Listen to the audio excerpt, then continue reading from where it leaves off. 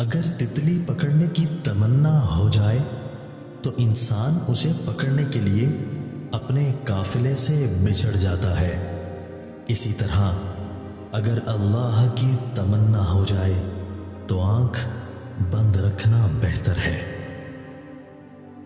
خوشی دینے سے ملتی ہے اور محبت بھی دینے سے ملتی ہے، اور یہ مانگنے سے نہیں ملتی۔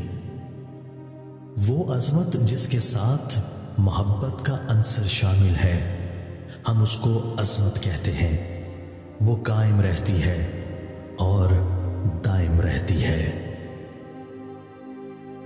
آپ اپنی طاقت اور اچھے لباس کے باوجود دشمن کے لیے ناقابل ذکر ہیں، اور اپنی کمزوری کے باوجود دوست کے لیے قابل ذکر ہے۔ جب تک آپ خود سچے نہیں ہوتے، آپ کے لیے سچ کی تلاش بے معنی سفر ہے۔ جب ڈر پیدا ہونا شروع ہو جائے تو سمجھو کہ اعمال غلط ہو گئے، اس وقت استغفار ضروری ہے۔ مشکلات اچھے آدمی کے لیے اچھی ہوتی ہیں اور برے آدمی کے لیے بری ہوتی ہیں۔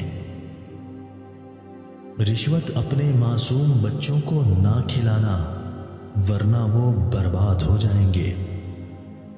دوست کو دوست کہنے سے پہلے تحقیق کر لو، ایک بار پھر تحقیق کر لو، اور اگر دوست بن چکے ہو تو اس کی حفاظت کرو۔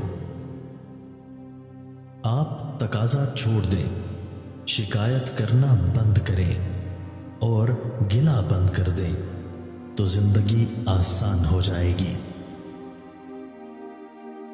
اگر معاشرہ غرق نہیں ہو رہا تو سمجھو کہ تمہاری مدد ہو رہی ہے۔ کافر نیکی کرے تو یہ اس کی مہربانی ہے، اور اگر مومن نیکی نہ کرے تو سمجھو وہ برباد ہو گیا۔ دنیا دار کے لیے تکلیف سے بچنے کا طریقہ یہ ہے کہ وہ دیندار بن جائے۔ خواب میں دو چیزیں نظر آ جائیں تو سمجھ جاؤ آپ کی شادی ہونے والی ہے۔ چاند اور سورج کو اپنے گھر کے آنگن میں روشن دیکھو تو شادی قریب ہے۔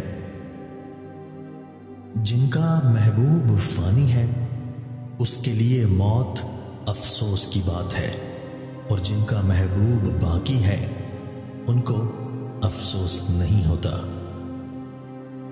وہ شخص جس نے اپنے سے زیادہ کسی کو ایسا دانا نہیں مانا کہ اس کی ہر بات کو بغیر تحقیق کیے ہوئے تسلیم کر لے، تو اس آدمی پر دانائی نازل نہیں ہو سکتی۔